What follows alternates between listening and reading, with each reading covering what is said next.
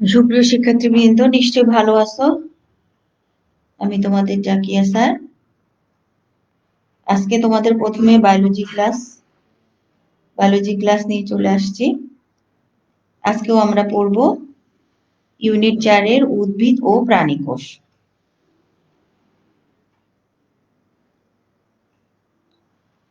আজকে আমরা উদ্ভিদ ও প্রাণী কোষ নিয়ে আলোচনা করব। দেখো, তারপরে স্লাইডে চলে যাই। তোমাদের স্বাগত জানাচ্ছি আমি জীববিজ্ঞান ক্লাসে। এখন আমরা পূর্বের ক্লাসে আমরা কি কি জেনেছি একটু রিকল করি আমরা। পূর্বের ক্লাসে কি কি ছিল দেখো। আমরা প্রথমে কি শিখেছিলাম? কোষ কি ও কোষের সংজ্ঞা, তাই না? তারপরে কোষবিদ্যা, কোষের প্রকারভেদ ও কোষের যে প্রকারভেদ গুলো পড়েছিলাম সেগুলোর সংজ্ঞাসমূহ। তারপরে একটা পাশাপাশি একটা আদর্শ উদ্ভিদ কোষ, একটা প্রাণী কোষ দিয়ে সেগুলোর বিভিন্ন যে চিহ্নিত অংশগুলো ছিল, প্রধান প্রধান অংশগুলো চিহ্নিত করে ওই চিত্রটার মাধ্যমে চিহ্নিত করে দেখানো হয়েছিল, তাই না? এখন একটু মনে করার চেষ্টা করো, কোষ কি? এটা ভাইবা থাকবে, পরীক্ষা থাকবে এবং তোমার নিজের জন্য জানতে হবে। কোষটা হচ্ছে এমন, আমি একটু তোমাদের বলার চেষ্টা করি। দেখো, আমি এখন তো নিশ্চয়ই তুমি যেহেতু ক্লাস করছো, তোমার বাড়িতেই আসো, রুমের মধ্যে আসো বা যেখানেই থাকো, একটা রুমের মধ্যেই আসো। আমিও যেমন তোমাদের ক্লাস নিচ্ছি রুমের মধ্যে বসে। এই রুমের যে দেয়াল, রুমের চারিদিকে দেয়াল আছে, তাই না? দেয়ালটা কি কি দিয়ে তৈরি? এই যে আমাদের চারপাশে যে দালান কোটা, বিভিন্ন ধরনের দেয়াল, এগুলো কি দিয়ে তৈরি? ইট, বালি, সুরকি, তাই না? এই যে ইট বালি দিয়ে এরকম বিভিন্ন রকমের ইট বালি সুরকি দিয়ে একটা মানে দেয়ালগুলো তৈরি করা হয়েছে। তেমনি আমাদের উদ্ভিদ কোষ, প্রাণী কোষও এরকম বিভিন্ন রকমের জটিল গঠন রয়েছে। এই যে জড়বস্তু দেয়াল, এগুলোর যদি জড়বস্তুগুলোর, এই বিল্ডিং গুলোর যদি গাঠনিক উপাদান থাকতে পারে, গাঠনিক উপাদান কি? ইট বালি, এগুলো দিয়ে গঠন করা হয়েছে। সেহেতু আমাদের এই উদ্ভিদ প্রাণী কোষেরও এরকম ছোট ছোট অনেক অঙ্গাণু রয়েছে, যেগুলো কি করে মিলিত হয়ে এই দেহটা গঠন করে। উদ্ভিদের দেহ, উদ্ভিদের দেহটা গঠন করে, প্রাণীর দেহ গঠন করে। এটাকেই বলা হচ্ছে তোমার কোষ। বোঝা গেছে? ওই যে জড়বস্তুর যে জড়বস্তুটা দিয়ে দালান কোঠা, এটাই তৈরি করার যে গাঠনিক উপাদান রয়েছে, সেরকম আমাদেরও অনেক ক্ষুদ্র ক্ষুদ্র ছোট ছোট অঙ্গাণু রয়েছে। এগুলো মিলেই আমাদের দেহটাকে গঠন করেছে, সেটাকেই বলা হচ্ছে কোষ। এখন আমরা এই কোষের প্রকারভেদ পড়েছি, তাই না? কোষের প্রকারভেদ ছিল কত প্রকার? কোষবিদ্যা পড়েছি, তারপরে হচ্ছে বিভিন্ন কোষের যে সমস্ত কি সবকিছু নিয়ে বিজ্ঞানের যে শাখা আলোচনা করা হয়, সেটা হচ্ছে কোষবিদ্যা। কোষের প্রকারভেদ দুই ধরনের ছিল, অবস্থান আর নিউক্লিয়াসের ভিত্তিতে। সেগুলো সংজ্ঞা সমূহ জেনেছি এবং আদর্শ বিভিন্ন রকম দুই ধরনের উদ্ভিদ কোষ, প্রাণী কোষ, এগুলো দেখেছি। এখন আমি মনে হয় বুঝাতে পেরেছি। কোষটা খুবই সুন্দর করে আরেকটু বুঝে নাও, আমি আরেকবার বলি। কোষটা হচ্ছে যে তোমার, কোষ হচ্ছে এমন একটা মানে জিনিস, যেমন ধরো ওই যে বিল্ডিং টিল্ডিং, এগুলো গাঠনিক উপাদান হচ্ছে ইট বালি সুরকি, সেরকম আমাদের দেহ যে গঠিত হয়েছে, এই আমাদের দেহ, উদ্ভিদের দেহ গঠন হওয়ার জন্য একটা হচ্ছে তোমার বিভিন্ন রকমের ছোট ছোট ক্ষুদ্রাঙ্গ রয়েছে।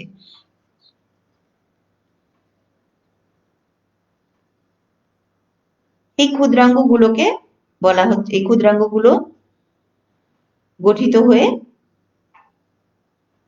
কোষ গঠন করেছে। মানে এগুলো একসাথে হয়ে এইটাই হচ্ছে, এই জন্যই কোষকে বলা হচ্ছে গাঠনিক উপাদান। তারপরে স্লাইডে চলে যাই। এবার আজকে আমরা শিখবো উদ্ভিদ এবং প্রাণী কোষের বিভিন্ন অংশের বর্ণনা। এর আগে যে আমরা বিভিন্ন অংশগুলো দেখেছি, উদ্ভিদের প্রধান অংশ, উদ্ভিদ কোষের প্রধান অংশ কয়টা ছিল? প্রধান অংশ ছিল হচ্ছে 5টা। আর প্রাণী কোষের কয়টা ছিল?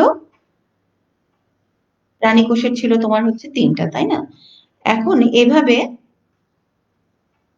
উদ্ভিদ ও প্রাণী কোষের বিভিন্ন অংশ নিয়ে আমরা এখন আলোচনা করে যাব।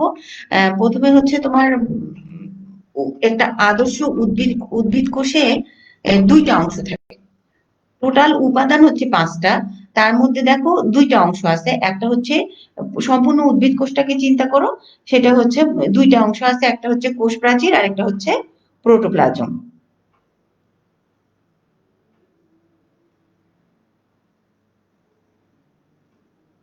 একটা হচ্ছে কোষ প্রাচীর বা সেল ওয়াল আর একটা হচ্ছে প্রোটোপ্লাজম, তাই না? এই দুটা অংশ নিয়ে হচ্ছে তোমার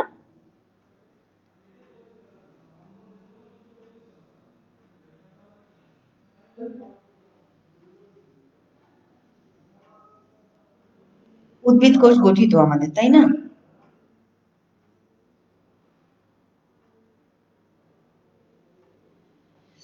আচ্ছা, আমি একটু আবার বলি, একটি আদর্শ উদ্ভিদ কোষের দুইটা অংশ থাকে, একটা হচ্ছে অংশ, কিন্তু উপাদান কিন্তু ছিল পাঁচটা উপাদান, তার মধ্যে আমি এখন আলোচনা আসছি একটা আদর্শ উদ্ভিদ কোষে দুইটা অংশ থাকে, একটা হচ্ছে কোষ প্রাচীর আর একটা হচ্ছে প্রোটোপ্লাজম। দেখো এখানে কি বলছে, কোষ প্রাচীর আর একটা হচ্ছে দুই নম্বর হচ্ছে প্রোটোপ্লাজম। এখন একটু চিত্রটা দেখো, কি দেখা যাচ্ছে? এখন দেখো, চিত্রগুলো একটু দেখার চেষ্টা করি আমরা। এই চিত্রতে কি কি দেখা যাচ্ছে? হ্যাঁ, আমরা কি দেখতে পাচ্ছি? একটা বাড়ির প্রাচীর। এটাই হচ্ছে তোমার এরকম করে বাড়ির প্রাচীরের মতো, এরকম চারিদিকে যেমন বাড়িটাকে ঘিরে থাকে, সেরকম করে প্রাচীরের মতো করে একটা বাড়িকে ঘিরে রাখে, সেরকম করে কোষ প্রাচীরটা কোষটাকে ঘিরে রাখছে। এই যে দেখো, ছবির মধ্যে দেখা যাচ্ছে একটা বাড়ির প্রাচীরকে যেভাবে ঘিরে।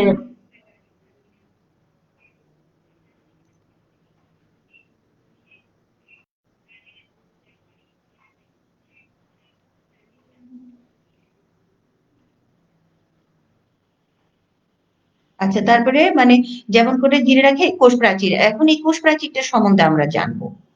আহ এটা কিন্তু খুবই গুরুত্বপূর্ণ, আমরা উদ্ভিদ নিয়ে যেহেতু পড়াশোনা করবো, এই জন্য উদ্ভিদের কোষ প্রাচীর নিয়ে আমাদেরকে জানতে হবে। এরপরে প্রাণীর কোষে কোষ প্রাচীর আছে কিনা সেটা দেখো। উদ্ভিদ, একটা উদ্ভিদ কোষ দিয়েছি আমি, চারিদিকে দেখো কোষ প্রাচীরটা সম্পূর্ণ একটা গোল করে দেখানো, কোষ প্রাচীর দেওয়া আছে এখানে। এই যে কোষ প্রাচীরটা পুরা সম্পূর্ণ করে একটা গোল করে একটা চারিদিকে গোল একটা অংশ আছে দেখো, গোলাকার একটা অংশ, সেটা হচ্ছে কোষ প্রাচীর। এখন দেখো, কোষ প্রাচীর জিনিসটা কি পরীক্ষা থাকবে। প্রতিটি উদ্ভিদ কোষের সেলুলোজ নির্মিত শক্ত জড় পদার্থ দ্বারা পরিবেষ্টিত আবরণকে বলা হয় কোষ প্রাচীর।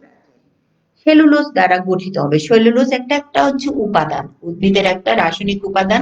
এটা হচ্ছে কার্বোহাইড্রেটের সমন্বয়ে গঠিত হয়ে থাকে। উদ্ভিদ যখন খাদ্য তৈরি করে, তখন এই সেলুলোজটা তার দেহে জমা হয়ে থাকে। এটা কি বলছে দেখো, প্রতিটি উদ্ভিদ কোষ সে সেলুলোজ নির্মিত শক্ত জড় পদার্থ দ্বারা পরিবেষ্টিত একটা আবরণকে বলা হয় কোষ প্রাচীর। যখন কোষ সম্বন্ধে আমরা পড়েছি, তখন কিন্তু রবার্ট হুকের কথা আমরা জানি, তাই না? ওই যে রবার্ট হুক অণুবীক্ষণ যন্ত্রে মৌচাকের মতো যে অংশটা, সেটাকে সে কোষ নাম দিয়েছিল। আসলে সেটা তার যখন অণুবীক্ষণ যন্ত্রে যে কোষ দেখেছিলেন, সেটা ছিল মূলত কোষ প্রাচীর। এই কোষ প্রাচীরটাই হচ্ছে উদ্ভিদ কোষের অনন্য বৈশিষ্ট্য, যেটা প্রাণী কোষে কোষ প্রাচীর কিন্তু নেই। তবে উদ্ভিদের পাশাপাশি ব্যাকটেরিয়া এবং ছত্রাকেও কোষ প্রাচীর আছে, প্রাণী কোষে কোনো কোষ প্রাচীর নেই। খুবই গুরুত্বপূর্ণ এটা। প্রাণী কোষে কোনো কোষ প্রাচীর নেই। তাহলে কি হলো, সেলুলোজ নির্মিত জড় পদার্থ, শক্ত জড় পদার্থ দ্বারা আবৃত একটা আবরণকে বলা হয় কোষ প্রাচীর। যেটা হচ্ছে কোষ প্রাচীরটা হচ্ছে তোমার উদ্ভিদের একটা বৈশিষ্ট্য, যেটা প্রাণী কোষে নেই, এবং ব্যাকটেরিয়া ও ছত্রাকের মধ্যেও কোষ প্রাচীর আছে। চিত্রের মধ্যে আমি দেখাতে চেষ্টা করেছি, এটা দিয়েছি উদ্ভিদ কোষ সাধারণত কোষ প্রাচীরটা দেখানোর জন্য। আচ্ছা, তারপরে চলে যাই, কোষ প্রাচীরের রাসায়নিক উপাদানগুলো কি কি। সেলুলোজ, মূল উপাদানই হচ্ছে সেলুলোজ। তবে এর মধ্যে থাকে, এটা পরীক্ষায় আসবে, পরীক্ষায় আসে তোমাদের। তবে এর মধ্যে থাকে তোমার হেমিসেলুলোজ, এছাড়া থাকে হেমিসেলুলোজ, লিগনিন, প্যাকটিন, সুবেরিন ইত্যাদি রাসায়নিক পদার্থ থাকে। ব্যাকটেরিয়ার কোষ প্রাচীরে আবার প্রোটিন আর লিপিড থাকে। সেলুলোজ, হেমিসেলুলোজ এগুলো থাকে না, প্রোটিন আর লিপিড থাকে। কোষ প্রাচীরের তিনটা স্তর আছে, মধ্যপর্দা ও প্রাথমিক প্রাচীর ও গৌণ প্রাচীর। বোঝা গেছে? তাহলে কোষ প্রাচীরের রাসায়নিক উপাদান হচ্ছে সেলুলোজ, হেমিসেলুলোজ থাকে, লিগনিন থাকে, প্যাকটিন, সুবেরিন অন্যান্য উপাদানগুলো থাকে। তবে এটা মনে রাখবা, ব্যাকটেরিয়ার যে কোষ প্রাচীর, সেটাতে প্রোটিন আর লিপিড থাকে। আর কোষ প্রাচীরের স্তর হচ্ছে তিনটা: মধ্যপর্দা, প্রাথমিক প্রাচীর, আরেকটা হচ্ছে গৌণ। তিনটা স্তর আছে। তারপরে আমি চলে যাব কোষ প্রাচীরের স্তর তিনটা খুব সুন্দর করে তোমাদের বইয়ে দেওয়া আছে এবং তোমাদের বুঝতে হবে। দেখো তিনটা স্তর, একটা হচ্ছে প্রথম স্তর, আরেকটা হচ্ছে দ্বিতীয় স্তর, আরেকটা হচ্ছে তৃতীয় স্তর। প্রথম স্তর হচ্ছে মধ্যপর্দা, এই মধ্যপর্দাটাকেই বলা হচ্ছে প্লাজমা মেমব্রেন। তারপরে দ্বিতীয় স্তরে কি আছে? প্রাথমিক প্রাচীর। দেখো ছবিতে দেখা যাচ্ছে কালো রঙের, এটা হচ্ছে মধ্যপর্দা। মধ্য মধ্যপর্দা তোমাদের গণনা তেমন একটা দেওয়া নেই, এটা হচ্ছে দেখো কালো করে মোটা রঙের, এটা হচ্ছে প্লাজমা মেমব্রেন। তারপরে দ্বিতীয় স্তরে আছে দেখো প্রাথমিক প্রাচীর, যেটা মধ্য পর্দার, এই মধ্য পর্দাটার উপরে ওই যে রাসায়নিক উপাদান সেলুলোজ জমা হতে হতে এটা প্রাথমিক প্রাচীর গঠন করে। আবার প্রাথমিক প্রাচীরের উপর যখন সেলুলোজ, হেমিসেলুলোজ, ওই রাসায়নিক পদার্থগুলো জমা হবে, তিনটা স্তর দেখো, সেটা হচ্ছে সেকেন্ডারি প্রাচীর। তাহলে তিনটা স্তর, প্রথম হচ্ছে মধ্য পর্দা, দুই নম্বর হচ্ছে তোমার প্রাথমিক প্রাচীর, মধ্য পর্দাটা হচ্ছে প্লাজমা মেমব্রেন, এর উপরে যখন আমার সেলুলোজ জমা হতে থাকবে তখন সেটা হবে প্রাথমিক প্রাচীর। আর প্রাথমিক প্রাচীরের উপরে যখন সেলুলোজ, হেমিসেলুলোজ এগুলো জমা হবে তখন সেটাকে বলা হবে গৌণ প্রাচীর বা সেকেন্ডারি প্রাচীর। সেটা একটু শুধু তুমি মনে রাখবা, কোষ প্রাচীরে তিনটা স্তর আছে: মধ্য পর্দা, প্রাথমিক প্রাচীর, গৌণ প্রাচীর। আমি তোমাদের জানার জন্য এগুলো দিয়েছি। এখন দেখো কোষ প্রাচীরের মেনলি উদ্ভিদ কোষের মধ্যে একটা অংশ আছে প্রাচীরের মাঝখানে ফাঁক ফাঁক অংশ আছে কিছু, কূপ বলা হয়। আসলে জিনিসটা কি? ছবির আমি একটু আগের স্লাইডে চলে যাব। আগের স্লাইডে দেখো, আগের স্লাইডে কি বলছে একটু দেখি আমরা। হ্যাঁ, আগের স্লাইডে ব্যাপার বলা হয়েছে দেখো, ছবিটার কাছে যাব আমরা। চারিদিকে দেখো কোষ প্রাচীর, মাঝখানে মাঝখানে দেখো কূপ দেয়া লেখা আছে। সবার উপরে মাইটোকন্ড্রিয়া, তার উপরে হচ্ছে কূপ, তার নিচে হচ্ছে কোষ প্রাচীর। কোষ প্রাচীরের মাঝখানে মাঝখানে ফাঁক আছে। আসলে কূপ জিনিসটা কি? কূপ জিনিসটা হচ্ছে আমাদের তো কোষ প্রাচীর গঠিত হয় খুবই সিম্পল ভাবে। আগে একটু ইয়েটা জিনি, আমরা কি জানি কোষ প্রাচীরের উপরে যখন আমার কূপ এলাকাটা কি আমি সেটা জানানোর জন্য, কোষ প্রাচীরের উপরে যখন আমার সেলুলোজ জমা হচ্ছে, সরি, প্রাথমিক প্রাচীরের উপরে যখন সেলুলোজ, হেমিসেলুলোজ জমা হচ্ছে তখন আমার গৌণ প্রাচীর হচ্ছে, তাই না? মেনলি হচ্ছে মধ্য পর্দার উপরে আমার সেলুলোজ হচ্ছে তখন প্রাথমিক প্রাচীর হচ্ছে, আর প্রাথমিক প্রাচীরের উপরে যখন আবার সেলুলোজ জমা হচ্ছে সেটা হচ্ছে আমার সেকেন্ডারি প্রাচীর। মধ্যপর্দার যেই জায়গায় প্রাথমিক প্রাচীর এবং গৌণ প্রাচীর হবে না, ওই জায়গাটাকে বলা হবে কূপ। ওইটাই হচ্ছে কূপ এলাকা। তাহলে কূপ কখন গঠন হবে? মধ্য প্রাচীরে বা মধ্য পর্দার যেই জায়গায় প্রাথমিক প্রাচীর ও গৌণ প্রাচীর গঠিত হয় না, সেই এলাকাকেই বলা হচ্ছে কূপ। আবার বলি তোমাদেরকে, কূপ কূপ জিনিসটা কি? উদ্ভিদ কোষেই শুধু কূপটা দেখা যাবে এবং এটা তোমাকে জানতে হবে কূপ আসলে কি জিনিসটা। কূপ জিনিসটা কি দেখো, কূপ হচ্ছে তোমার মধ্য পর্দার যেখানে প্রাথমিক প্রাচীর প্লাস গৌণ প্রাচীর বা সেকেন্ডারি প্রাচীর গঠিত হয় না, সেই জায়গাটাকে কূপ বলা হয়। এখন উদ্ভিদ কোষের ক্ষেত্রে কি হয়, কূপগুলো একটা অপরটার উল্টো দিকে মুখ করে অবস্থান করে, পাশাপাশি অবস্থিত। এই যে কূপগুলো, এগুলো একটা আরেকটার উপর দিকে মুখোমুখি করে অবস্থান করে, অবস্থিত আছে দুইটা কূপ। এই জায়গাটাকে বলা হচ্ছে কূপ এলাকা, কূপ মানে পিট লেয়ার, পিট পেয়ার, মানে পিট জোর বলা হয় এই কূপ এলাকাটাকে। পাশাপাশি দুইটা কূপ এলাকা যদি থাকে, সেখানে যে জায়গাটা ফাঁকা থাকবে সেটাকে বলা হচ্ছে পিট পেয়ার। এবং এই মধ্য পর্দাটা যে আছে সেটাকে বলা হচ্ছে পিট মেমব্রেন। ওই জায়গায় কিন্তু প্লাজমা মেমব্রেন হবে না, ওই জায়গায় হয়ে যাবে সেটা পিট মেমব্রেন। ছবিটাতে নিশ্চয়ই তোমরা বুঝতে পারছো।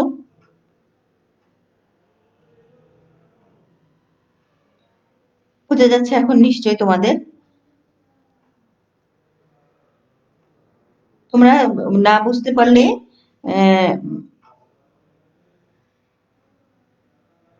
আচ্ছা, সোহাগ বসাক লিখছে গৌণ প্রাচীর না হয়ে সেকেন্ডারি প্রাচীর হবে না।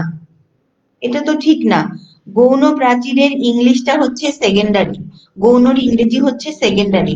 গৌণ প্রাচীর না হয়ে সেকেন্ডারি প্রাচীর হবে না। আসলে সোহাগ তুমি কি বোঝাতে চেয়েছো আমি জানি না, আমি আবার বলি। সোহাগের প্রশ্নের ভিত্তিতে আমি তোমাদের আবার বলছি। ও হচ্ছে গৌণ প্রাচীরের গৌণ প্রাচীরটাই হচ্ছে তোমার সেকেন্ডারি ওয়াল বলা হয়, সেকেন্ডারি প্রাচীর।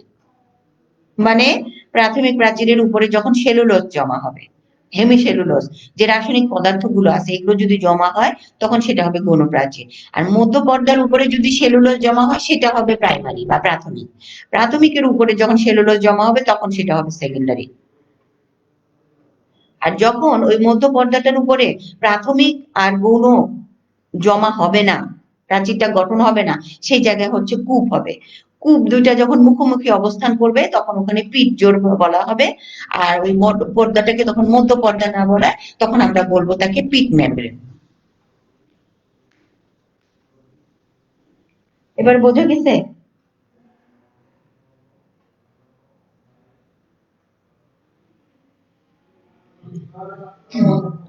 আচ্ছা, তারপরে হচ্ছে আমার মনে হয় আমাকে যে, আচ্ছা কয় নাম্বার পেজে এটা হচ্ছে তোমার জীববিজ্ঞান বইয়ের ৭৬ নাম্বার পেজে। এখানে একজন প্রশ্ন করেছে নূরের আলো, নাইম, হ্যাঁ নূরের আলো, পেজ নাম্বার হচ্ছে না নাইম রিপ্লাই। আচ্ছা, নূরের আলো বলেছে হচ্ছে পেজ নাম্বার, তোমাদের বইয়ের পেজ নাম্বার আমি পড়াচ্ছি এখন ৭৬ নাম্বার পেজ।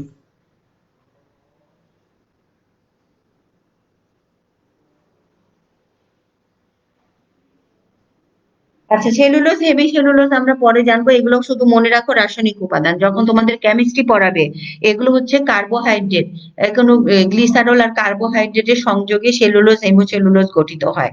মেইনলি হচ্ছে যে সেলুলোজ হেমিসেলুলোজ হজমকারী এনজাইম গুলো ও মানে উদ্ভিদের মধ্যে এটা হচ্ছে আঁশ জাতীয়, আঁশের গঠন আছে। এটা তুমি তোমাদেরকে এখন বুঝাতে গেলে কেমিস্ট্রিতে যেতে হবে। মেইনলি মনে রাখো সেলুলোজ হচ্ছে কার্বোহাইড্রেট, এক প্রকারের কার্বোহাইড্রেট, যেটা মানুষের শরীরে হজম হয় না, শুধুমাত্র উদ্ভিদেই থাকে। আচ্ছা, তারপরে এখন কোষ প্রাচীরের স্তরগুলো জানা হয়ে গেল। এখন দেখো আমি একটু কালার করে তোমাদের বোঝানোর। কোষ প্রাচীরে ৩টা স্তর, মধ্যপর্দা, প্রাথমিক প্রাচীর, গৌণ প্রাচীর। একটু ছবিটাতে দেখো, মধ্যপর্দা সাদা অংশটা পুরাটা মধ্যপর্দা, তারপরে যে মধ্যপর্দার উপরে সেলুলোজ জমা হতে হতে কালো রঙের সেটা হচ্ছে প্রাথমিক প্রাচীর গঠিত হয়েছে। প্রাথমিক প্রাচীরের উপরে দেখো এখন গৌণ প্রাচীর, সেলুলোজ হেমিসেলুলোজ এগুলো গঠন হয় গৌণ প্রাচীর। গৌণ প্রাচীরের দেখো ৩টা ভাগ আছে। প্রথমটা হচ্ছে বহিঃস্তর, বাইরের যেটা হচ্ছে প্রাথমিক প্রাচীরের সাথে সংযোগ অবস্থায় থাকে, তারপরে মধ্যস্তর, তারপর হচ্ছে অন্তঃস্তর। একদম ভিতরের দিকে কালো অংশটা সেটা হচ্ছে অন্তঃস্তর। এই ৩টা অংশ মিলে হচ্ছে গৌণ প্রাচীর। এতটুকু শুধু জানলেই হবে ৩টা স্তর রয়েছে প্রাচীরের, কোষ প্রাচীরের ক্ষেত্রে। আচ্ছা, এখন কোষ প্রাচীরের কাজ। কোষ প্রাচীরের কাজটা কি দেখো,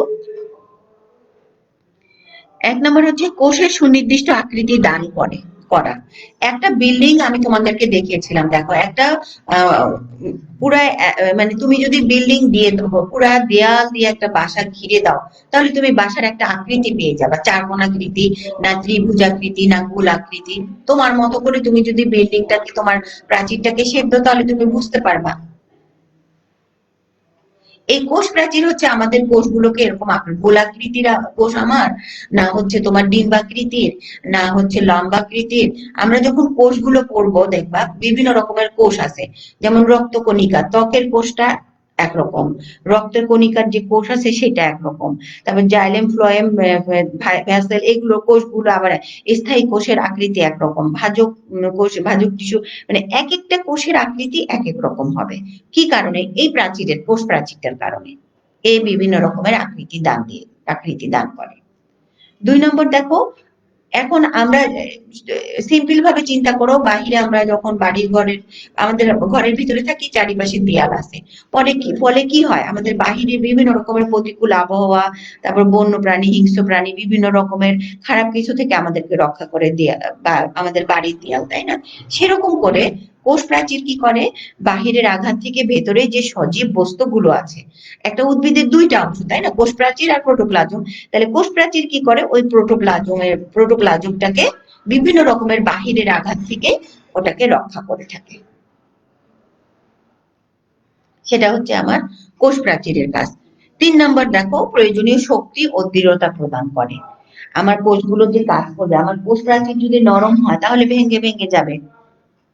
একটা দেয়াল চিন্তা করো, একটা বাড়ির দেয়াল যদি ভেঙে যায়, তুমি ওই বাসার মধ্যে নিশ্চয়ই সিকিউর থাকবা না, তাই না? বা শক্তিও পাবা না, যে আমি থাকবো কিভাবে, আমার ওখানে থাকার মতো তোমার সাহস আসবে না, শক্তি পাবে না। এই জন্য যদি তোমার দেয়ালটা শক্ত হয়, চারিদিকে যদি ভালো করে ঘেরা থাকে, তাহলে তুমি ওখানে থাকতে পারবা সারা জীবন এবং তুমি শক্তিও পাবা। সেই জিনিসটা কোষ প্রাচীর ওইভাবে প্রয়োজনীয় শক্তি এবং দৃঢ়তা প্রদান করে। বিভিন্ন রকমের অঙ্গাণুগুলোর মধ্যে সে শক্তি দিয়ে থাকে, কোষটাকে শক্ত করে, কোষটা শক্ত করার কারণে সে কাজ করতে পারে খুব সুন্দরভাবে, দৃঢ়ভাবে সে কাজ করতে পারে। 4 নম্বর দেখো কি বলছে, পানি ও খনিজ লবণ শোষণ ও পরিবহনে সহায়তা করা। উদ্ভিদের কোষ প্রাচীর থাকে, মানুষের তো থাকে না। মানুষ কি করে, সরাসরি পানি খেয়ে ফেলে, তাই না? কিন্তু উদ্ভিদ কি করে দেখো, পানি ও খনিজ লবণ। উদ্ভিদ পাতার মাধ্যমে বায়ু, মূল কাণ্ড পাতা, তিনটা থেকে সে পাতায় খাদ্য তৈরি করে। আবার আমরা বাহির থেকে বিভিন্ন রকমের পানি দিই, তারপরে বিভিন্ন রকমের খাবার দিই। এগুলো কি হয়, মাটির সঙ্গে মিশে গিয়ে তরল আকারে মাটির নিচে চলে যায়, তারপরে বাষ্প আকারে কি হয়, পাতার মধ্যে চলে আসে, তার শরীরের মধ্যে লেগে থাকে। স্প্রে করলে দেখবা পানি আকারে দাও, তরল আকারে। এই যে পানি এবং খনিজ লবণ মাটিতে থাকে, পানি যদি দেয় সেটাও মাটিতে যায়, তখন ওগুলো কি করে, সে শুষে নেয়, তারপরে এবং মূল থেকে কাণ্ডে আসে, কাণ্ড থেকে তার পাতায় যায়। এই যে এই কাজটা, সেই কাজটাতে সাহায্য করে কোষ প্রাচীর। এখন কোষ প্রাচীর যদি খুব শক্ত হয়, দৃঢ় না থাকে, তাহলে কি এই জিনিসগুলো পরিবহন করতে পারবে? না, কখনোই পারবে না। এই জন্য কোষ প্রাচীরের কাজই হচ্ছে প্রথমে মূল কি করে, পানি এবং খনিজ লবণ, যেমন ক্যালসিয়াম, সোডিয়াম, পটাশিয়াম, বিভিন্ন রকমের সারগুলো পানির সাথে মিশে, ক্যাটায়ন অ্যানায়ন সেগুলো বুঝবা তোমরা, সেগুলো কি করে, শিকড় প্রথমে গ্রহণ করে পানির সঙ্গে মিশে গিয়ে। শিকড় মানে মূল, মূল প্রথমে নেয়।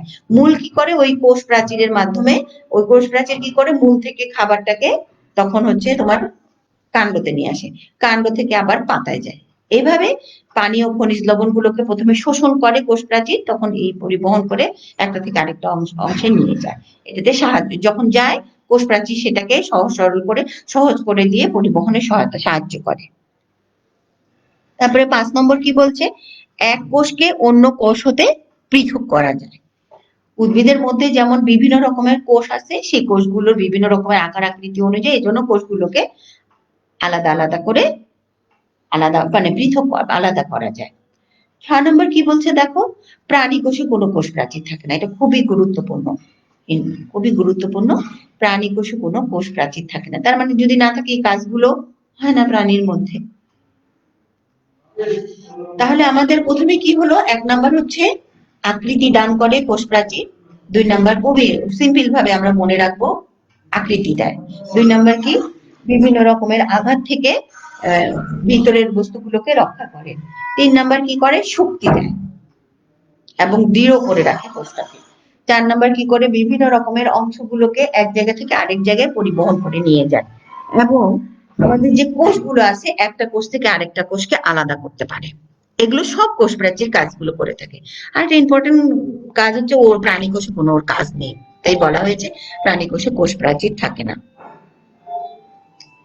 আচ্ছা, আমরা কোষ প্রাচীর সুন্দর করে বুঝে ফেললাম। কোষ প্রাচীর জিনিসটা কি, বাহিরের যে অংশটা থাকে, কোষ প্রাচীরের মধ্যে 3টা স্তর থাকে, মধ্য, প্রাথমিক আর হচ্ছে সেকেন্ডারি বা গৌণ। আর যেখানে প্রাথমিক ও সেকেন্ডারি থাকে না, সেই জায়গাটাকে বলা হচ্ছে কূপ। খুবই গুরুত্বপূর্ণ, কূপ কিন্তু কোষ প্রাচীরেই দেখা যায়। এখন এগুলো ভাইবাই থাকবে, কোষ প্রাচীরের কোন এলাকাটাকে কূপ বলা হয়?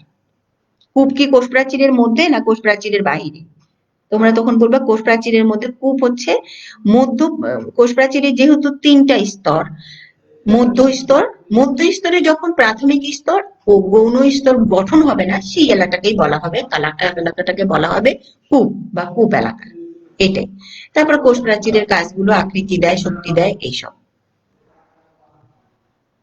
এরপরে আমি চলে আসবো, তাহলে আমার প্রথম অংশ হয়ে গেল। বিভিন্ন অংশের মধ্যে একটা অংশ ছিল কি কোষ প্রাচীর, তাই না? এখন আরেকটা অংশ, উদ্ভিদের দুইটা অংশ, তোমাদের বইয়ে দেখো দুইটা অংশ আছে, একটা কোষ প্রাচীর চলে গেল, আরেকটা 2 নম্বর হচ্ছে প্রোটোপ্লাজম বা প্রাণ পঙ্ক বলা হয়, জানি প্রোটোপ্লাজম বা প্রাণ, যে জিনিসটা হচ্ছে প্রাণ। এখন দেখো প্রাণ পঞ্চম, প্রোটোপ্লাজম কি?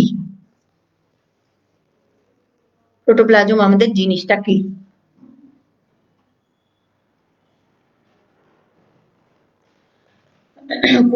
কোষের অভ্যন্তরে, অবশ্যই কোষের ভিতরে হতে হবে, কোষ প্রাচীর যেহেতু আছে, কোষের অভ্যন্তরে অর্ধস্বচ্ছ, আঠালো, অর্ধস্বচ্ছ বেশি হালকা হালকা আর কি, আঠালো এবং জেলির ন্যায়, জেলি আমরা তো খেয়েছি তাই না, সেই জেলির ন্যায় অর্ধ তরল, জেলি কিন্তু সম্পূর্ণ তরল নয়, অর্ধ তরল, কলয়েডাল ধর্মী সজীব পদার্থকে কলয়েড আকারে থাকে, জড়িত আকারে, কলয়েডের মতো বিভিন্ন আকার আকৃতির দিয়ে থাকে এবং জড়িত অবস্থায়। জেলি, তুমি চামচের মধ্যে যদি জেলিটা উঠায় নাও, দেখবে চামচের মতো একটা দলা বেঁধে আছে, সেটা হচ্ছে কলয়েডাল ধর্মী সজীব পদার্থকে প্রোটোপ্লাজম বলে।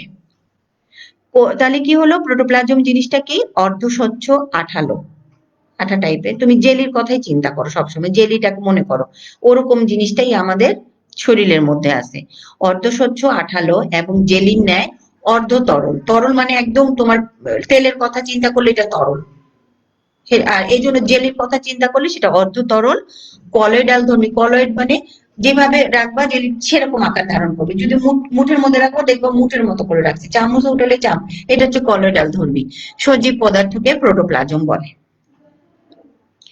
এখন প্রোটোপ্লাজম কোষের তথা দেহের সকল মৌলিক জৈবিক কার্যাদি সম্পন্ন, যা যত রকমের কাজ হবে সব প্রোটোপ্লাজম করে থাকে। এই জন্য প্রোটোপ্লাজমকে জীবনের ভিত্তি বলা হয়। কেন ভিত্তি বলা হয়?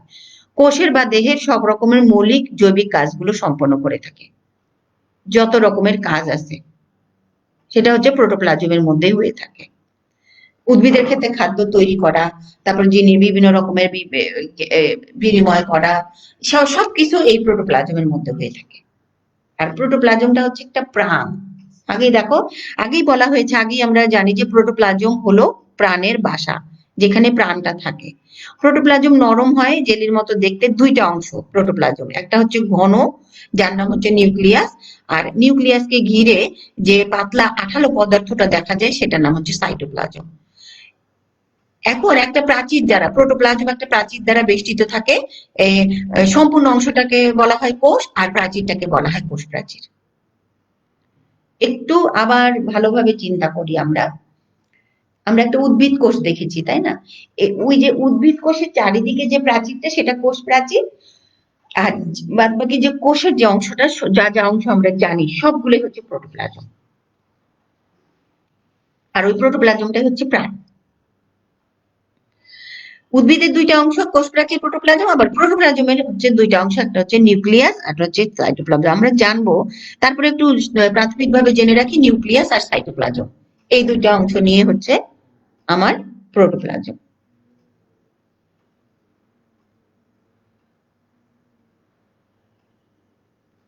তারপরে চলে যাই এখন প্রোটোপ্লাজমের ভৌত বৈশিষ্ট্য।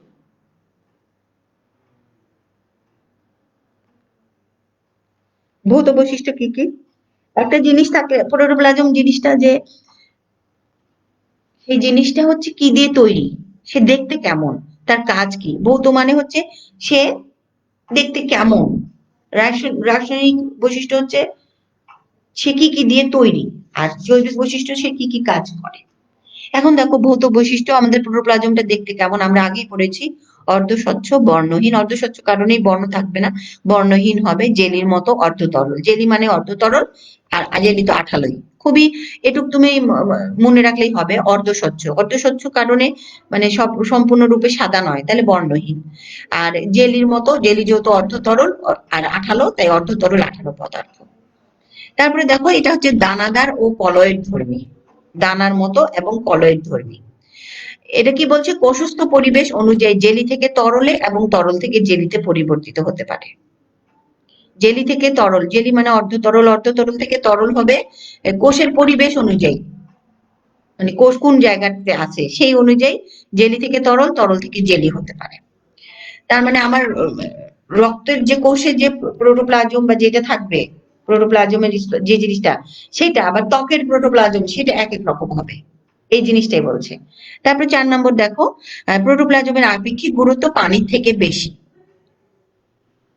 5 নম্বর হচ্ছে উত্তাপ, অ্যাসিড ও অ্যালকোহলের প্রভাবে প্রোটোপ্লাজম জমাট বাঁধে। উত্তাপ, অ্যাসিড ও অ্যালকোহলের প্রভাবে, যেমন ধরো ডিমের কথা বলি, ডিম কিন্তু একটা কোষ। ডিম দেখো কি তরল, মানে ডিম সাধারণত গোলানো থাকে, যদি আমি কি উত্তাপ দেই তখন কি জমাট বেঁধে যায় না, সেটাই ডিম কিন্তু একটা কোষ। ওই যে ডিমের প্রোটোপ্লাজমটা জমাট বেঁধে গেছে, ডিম পুরোটাই একটা প্রোটোপ্লাজম। তারপরে চলে যাই রাসায়নিক বৈশিষ্ট্য। প্রোটোপ্লাজমের মধ্যে কি কি রাসায়নিক বৈশিষ্ট্য, কি কি নিয়ে তৈরি প্রোটোপ্লাজম? জৈব পদার্থ আছে, আবার অজৈব পদার্থ আছে। তবে সবসময় মনে রাখবা প্রোটোপ্লাজমে অধিক পরিমাণে পানি থাকে। প্রোটোপ্লাজমের অধিকাংশই হচ্ছে পানি, মনে রাখবা। তোমাদের পানির আপেক্ষিক গুরুত্ব, এটা নিশ্চয়ই আমাকে বলতে বলবে না, এটা তোমাদের রসায়ন যখন পড়াবে সেখানে বুঝে ফেলবে, তখন জানবে আপেক্ষিক গুরুত্বের সাথে কি সম্পর্ক। এখন দেখো, রাসায়নিক ভাবে প্রোটোপ্লাজমে জৈব অজৈব দুই ধরনের পদার্থই আছে, আর অধিক পরিমাণে পানি থাকে। জৈব পদার্থের মধ্যে কি কি আছে? প্রোটিন, কার্বোহাইড্রেট ও লিপিড, তিনটা অংশ আছে, মনে রাখবা। প্রোটোপ্লাজমে প্রো দিয়ে যেহেতু প্রোটিন থাকবে, তার সঙ্গে কার্বোহাইড্রেট ও লিপিড আছে। আর কি কি আছে? অজৈব পদার্থের মধ্যে আছে oxygen, magnesium, nitrogen, copper, carbon, zinc, sodium, potassium, calcium, sulphur, এগুলো হচ্ছে অজৈব। জৈব অজৈব এগুলো কার্বোহাইড্রেটের উপরে নির্ভর করে করা হয়েছে, এগুলো কেমিস্ট্রিতে জানবা। এখন শুধু জেনে রাখো নামগুলো। জৈব কি কি থাকে? জৈব থাকে প্রোটিন, প্রোটিন তো থাকবেই, তার সাথে কার্বোহাইড্রেট ও লিপিড থাকে। আর অজৈবর মধ্যে কি কি আছে? অক্সিজেন, ম্যাগনেসিয়াম, নাইট্রোজেন, অজৈব পদার্থগুলো এগুলো। তারপরে চলে যাই জৈবিক বৈশিষ্ট্যতে। প্রোটোপ্লাজমের জৈবিক বৈশিষ্ট্য কি? আমি কিন্তু লাল দাগ দিয়ে রেখেছি, তার মানে এটা পরীক্ষায় আসবে সংক্ষিপ্ততে। তোমরা ভৌত বৈশিষ্ট্য দুইটা তিনটা দিতে পারো, কিন্তু জৈবিক আর ইয়ে বৈশিষ্ট্য দেখো ও কি কি কাজ করে থাকে, ও দেখতে কেমন গেল, কি কি দিয়ে তৈরি, ও এখন কি কাজ করে সে দেখো তো। বিভিন্ন ধরনের উত্তেজনায় সাড়া দেয়। দেখবা লজ্জাপতি একটা গাছ আছে, সেটাকে যদি তুমি স্পর্শ করো দেখবা সে পাতাগুলো গুমটায় নিচ্ছে। তারপরে মানুষের শরীরে কেউ যদি ডাক দেয় বুঝতে পারে, এই যে। তারপরে হঠাৎ করে আগুন দেখলে কেমন হয়, ভয় পেলে এই যে উত্তেজনায় সাড়া দেয়, সেটা কার কাজ? ওই প্রোটোপ্লাজমের জন্য। খাদ্য তৈরি, খাদ্য হজম, আত্তীকরণ, শোষণ, বৃদ্ধি, জনন ইত্যাদি সকল মেটাবলিক, ওই যে মৌলিক জৈবিক কার্যাবলী গুলো প্রোটোপ্লাজম করে থাকে। প্রোটোপ্লাজমের জৈবিক বৈশিষ্ট্যই জীবের বৈশিষ্ট্য। প্রোটোপ্লাজম যেমন হবে সেরকমই হবে জীবটা। অভিস্রবণ প্রক্রিয়ায় প্রোটোপ্লাজম কি করে? পানি গ্রহণ করে এবং ত্যাগ করতে পারে। এদের মৃত্যু ঘটে। কাজ করে যেহেতু, কাজ করলে এর মৃত্যু হবে। যেহেতু প্রাণ মারা যায়, যেন প্রোটোপ্লাজমও মারা যায়। তাহলে চলে গেলাম। তারপরে এখন দেখো প্রোটোপ্লাজমের প্রধান অংশ। প্রোটোপ্লাজমের প্রধান অংশ কি কি? আরেকটু মনে করে নেই, প্রোটোপ্লাজমটা কি? অর্ধ তরল, সরি আগে মনে করি, অর্ধ স্বচ্ছ বর্ণহীন জেলির মতো। কি অর্ধ তরল? যেহেতু অর্ধ তরল, তাহলে কি হবে সেটা? আঠালো পদার্থ, জেলি যেহেতু। এখন দেখো প্রোটোপ্লাজমের আমরা বৈশিষ্ট্য জানলাম, এখন অংশগুলো কি কি। এখানে তিনটা অংশ, আমি আগে প্রোটোপ্লাজমে বলা হয়েছিল দুইটা অংশের কথা, এখানে আমি তিনটা অংশ দেখিয়েছি তোমাদের বই অনুযায়ী। প্রোটোপ্লাজমের তিনটা অংশ আছে। তিনটি অংশ কি কি? প্লাজমা মেমব্রেন বা কোষ ঝিল্লি, তারপরে হচ্ছে সাইটোপ্লাজম, আর একটা হচ্ছে নিউক্লিয়াস। তিনটা অংশ খুবই গুরুত্বপূর্ণ, পরীক্ষা প্লাস ভাইবা। প্লাজমা মেমব্রেন বা কোষ ঝিল্লি, তারপরে হচ্ছে তোমার সাইটোপ্লাজম, তারপরে হচ্ছে নিউক্লিয়াস। প্লাজমা মেমব্রেন বা কোষ ঝিল্লিটা কি? কোষ প্রাচীরের ঠিক নিচে সমস্ত প্রোটোপ্লাজমকে ঘিরে একটি সজীব ঝিল্লি আছে। কোষ প্রাচীর আছে না, কোষ প্রাচীরের ঠিক নিচে থাকবে। আচ্ছা, আমি তোমাদের মধ্য পর্দার সাথেই মিলানো বা প্লাজমা মেমব্রেন কিন্তু বলেছি, ওই মধ্য পর্দার দিয়েই প্লাজমা মেমব্রেনটা থাকে। কোষ প্রাচীর তিনটা অংশ নিয়েই, সেহেতু ওই জিনিসটাই হচ্ছে প্লাজমা মেমব্রেন বা কোষ ঝিল্লি। কি বলছে,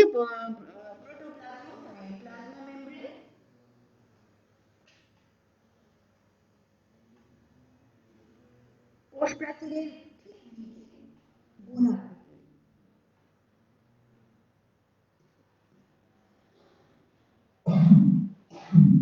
সরি দেখো, কোষ প্রাচীরের ঠিক নিচে সমস্ত প্রোটোপ্লাজমকে ঘিরে একটি সজীব ঝিল্লি আছে। এই ঝিল্লিকে বলা হয় কোষ ঝিল্লি।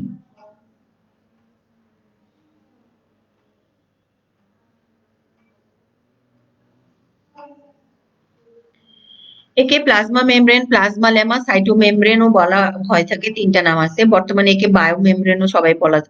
এখন দেখো, ঝিল্লিটি স্থানে স্থানে ভাঁজ বিশিষ্ট হতে পারে। প্রতিটি ভাঁজকে মাইক্রোভিলাস বলে।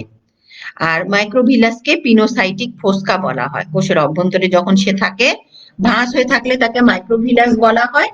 প্রাণী কোষের মধ্যে পিনোসাইটিক ফোস্কা আছে, যখন সেটা ভিতরে ঢুকে যাবে এই মাইক্রোভিলাস, তখন সেটাকে বলা হবে পিনোসাইটিক ফোস্কা।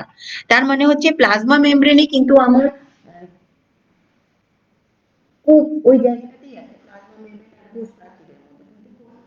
প্লাজমা মেমব্রেনের ভেতর কিন্তু কূপের ভিতর দিয়ে প্লাজমা মেমব্রেন চলে গেছে। তোমরা লক্ষ্য করলে বুঝবা। কোষ প্রাচীর হচ্ছে কোষ প্রাচীরের কূপের ভিতর দিয়ে ওই প্লাজমা মেমব্রেন চলে গিয়েছে।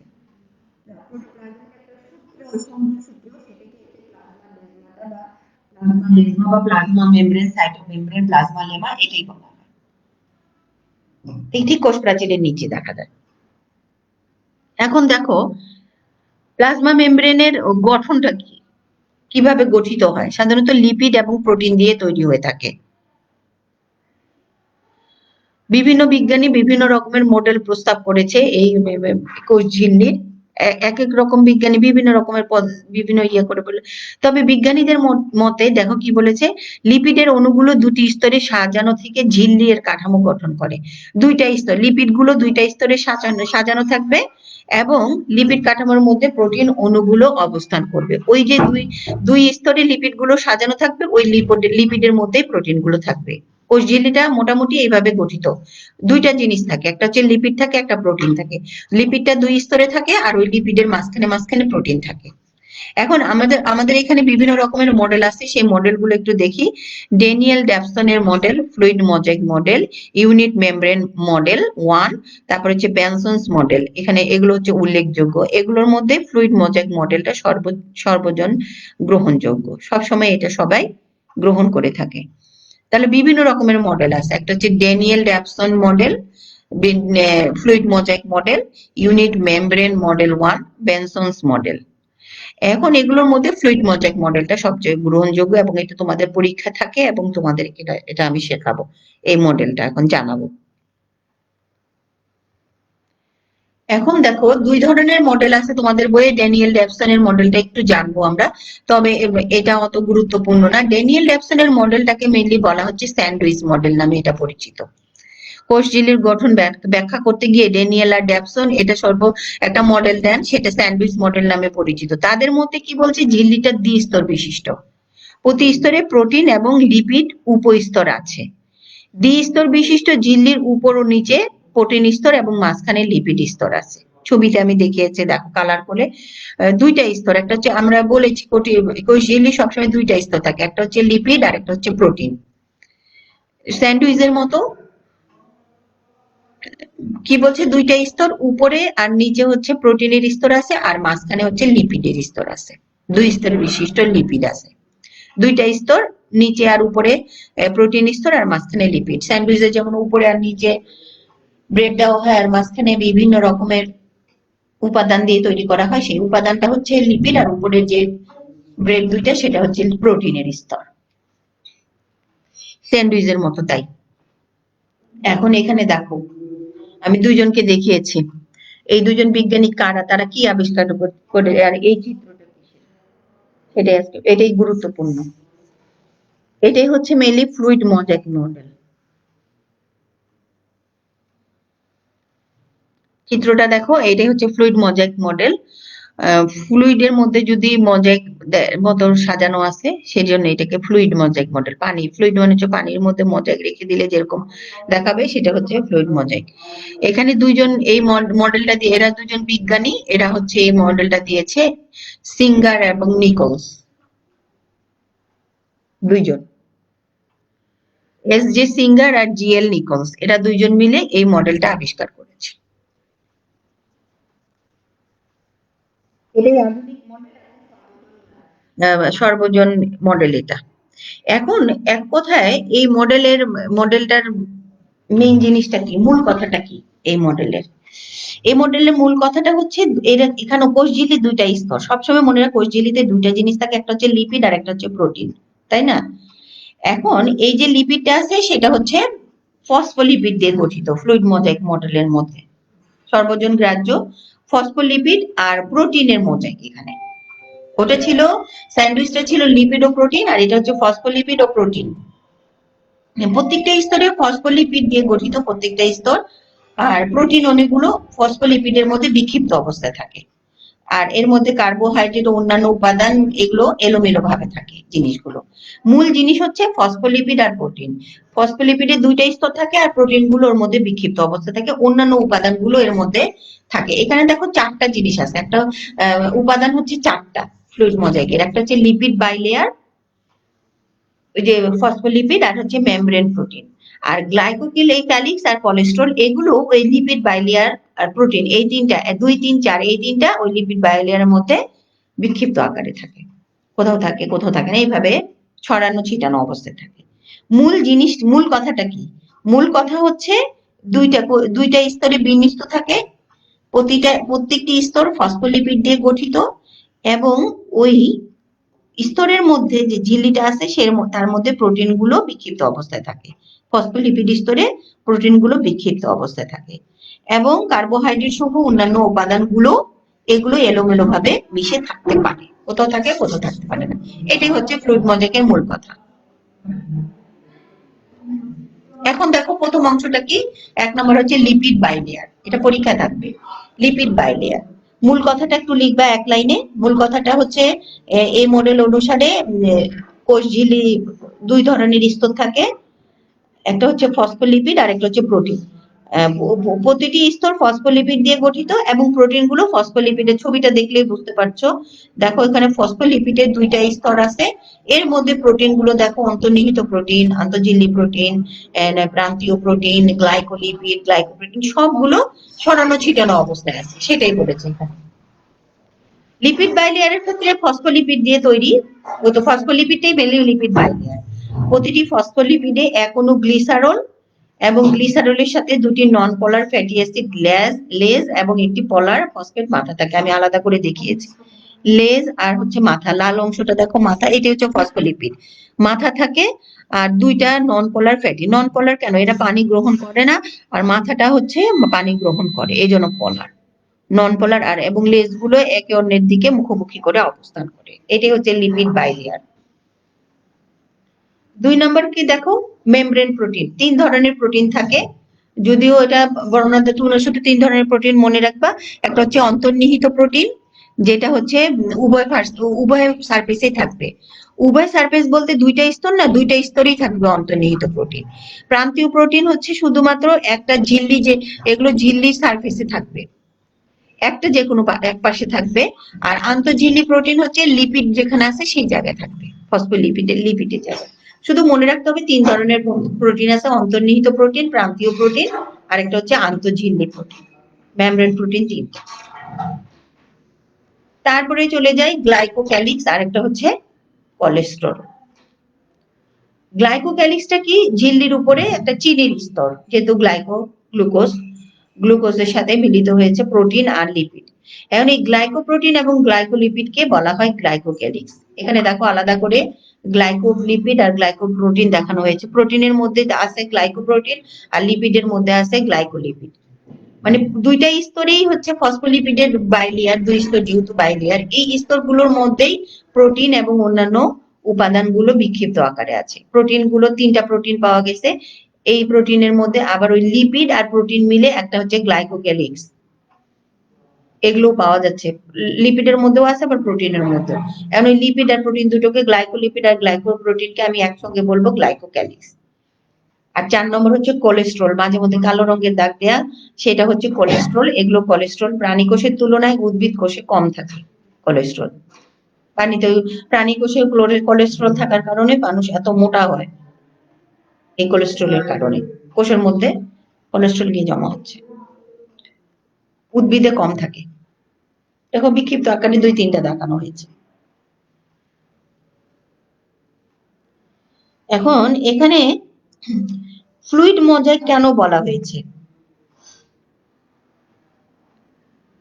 এখানে যে ফসফোলিপিড অণুগুলো আছে, ফ্লুইড মোজাইক কেন এর নাম? দেখো ফসফোলিপিডের যে অণুগুলো আছে সেগুলো সবসময় সচল থাকে। পানির মধ্যে কোনো একটা জিনিস থাকলে সেটা তো কখনো থেমে থাকবে না, চলাচল করবে। এরকম লিপিড গুলো কি করে সচল থাকে কাপে, এবং একটা আরেক সঙ্গে একজন আরেকজনের সঙ্গে লাগার পরে কি হয়, একটার উপর আরেকটা উঠে পড়ে, স্থান পরিবর্তন করে। তখন যখন এরকম চলাচল করে তখন একে মনে হয় কি তরলের মধ্যে আছে, লিপিড গুলো তরলের মধ্যে ভেসে বেড়াচ্ছে, দেখলে মনে হয়। আর আর প্রোটিন গুলোকে মোজাইকের মতো লাগে, এই জন্য এটাকে বলা হচ্ছে ফ্লুইড মোজাইক মডেল। ফসফোলিপিড গুলো সচল থাকে, সচল ফসফোলিপিড গুলো যখন সচল থাকে তখন মনে হয় যে এটা ফ্লুইডের মতো, পানির মতো। আর ওই যে প্রোটিন গুলো বিক্ষিপ্ত আকারে থাকে, সেই প্রোটিন গুলোকে তখন মনে হয় মোজাইকের মতো। এই জন্যই এটাকে বলা হয়েছে ফ্লুইড মোজাইক মডেল। তাহলে ফ্লুইডটা মানে হচ্ছে ফসফোলিপিড বাইলেয়ার, আর মোজাইকটা হচ্ছে প্রোটিন। 3 রকমের প্রোটিন, অন্তর্নিহিত প্রোটিন, আন্তঃঝিল্লি প্রোটিন আর প্রান্তীয় প্রোটিন। প্রোটিন গুলোকে মোজাইকের মতো লাগে আর ফসফোলিপিডটাকে লাগে ফ্লুইডের মতো, এই জন্য এই মডেলটার নাম দেওয়া হয়েছে ফ্লুইড মোজাইক মডেল। রাসায়নিক গঠন আছে বিভিন্ন রকমের। লিপিডের মধ্যে আছে প্রোটিন, এনজাইম, বাহক প্রোটিন আছে, গাঠনিক প্রোটিন আছে। 20-80% আছে ফসফোলিপিড। কার্বোহাইড্রেট 4-5, পানি এবং লবণ খুবই সামান্য পরিমাণে থাকে। লিপিডের মধ্যে যে প্রোটিনটা আছে সেটা সবচেয়ে বেশি, ওই যে অন্তর্নিহিত প্রোটিন, অন্তর্ঝিল্লি প্রোটিন, প্রান্তীয় প্রোটিন 60-80% আছে। আর ফসফোলিপিডটা আছে 20-40%। কার্বোহাইড্রেট খুবই কম, 4-5, আর পানি লবণ খুবই সামান্য পরিমাণে। এখন কোষ ঝিল্লির কাজ পরীক্ষায় আসবে, ফ্লুইড মোজাইক মডেলটা পরীক্ষায় আসবে। ছবিটা দিতে হবে, ছবিটা দিয়ে মূল কথা দিতে হবে, মূল কথা দিয়ে গাঠনিক উপাদানগুলো, লিপিড বাইলেয়ার কি জিনিসটা, কি এক অণু গ্লিসারল, আর গ্লিসারলের সাথে 2টা নন পোলার ফ্যাটি অ্যাসিড লেজ আর একটা পোলার ফসফেট, নন পোলার ফ্যাটি অ্যাসিড লেজ আর একটা পোলার ফসফেট মাথা, এভাবে দিলেই হবে। আর মেমব্রেন প্রোটিন 3টা আছে। গ্লাইকোক্যালিক্স হচ্ছে গ্লাইকোপ্রোটিন ও গ্লাইকোলিপিডকে গ্লাইকোক্যালিক্স বলা হয়। আর কোলেস্টেরল হচ্ছে ফাঁকে ফাঁকে থাকে। এখন কোষ ঝিল্লির কাজ দেখো, কোষ ঝিল্লিও যেহেতু কোষের প্রাচীরের সঙ্গে আছে, তাহলে এটা আকার দান করে। এটাও অভ্যন্তরীণ সকল বস্তুকে বেষ্টন করে রাখে। প্রতিকূল একই কাজ, কোষ প্রাচীরের মতো অভ্যন্তরীণ বস্তুগুলোকে রক্ষা করে। ভেতরে এবং বাহিরের ওই একই ধরনের পদার্থের স্থানান্তরে সহায়তা করে থাকে। এটার স্নায়ু উদ্দীপনা, ওই যে উত্তেজনা যেটা অনুভূতি প্রকাশ করে। বিভিন্ন রকমের কোষের অঙ্গাণুগুলো যেমন আছে, এগুলো সৃষ্টিতে সহায়তা করে কোষ ঝিল্লি। এটা একটা বেশি কাজ করে থাকে, যেটা কোষ প্রাচীর কিন্তু কোনো কিছু সৃষ্টিতে সহায়তা করে না, কিন্তু কোষ ঝিল্লি মাইটোকন্ড্রিয়া, গোলগি বস্তু, নিউক্লিয়াস, নিউক্লিয়ার মেমব্রেন এগুলো তৈরি করতে সে সহায়তা করে থাকে।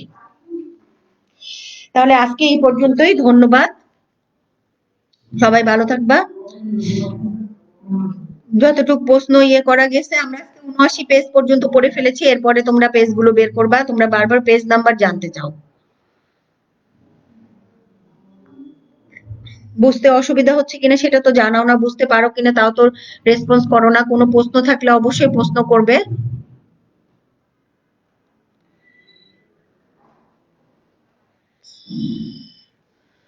তাহলে ভালো থাকো সবাই।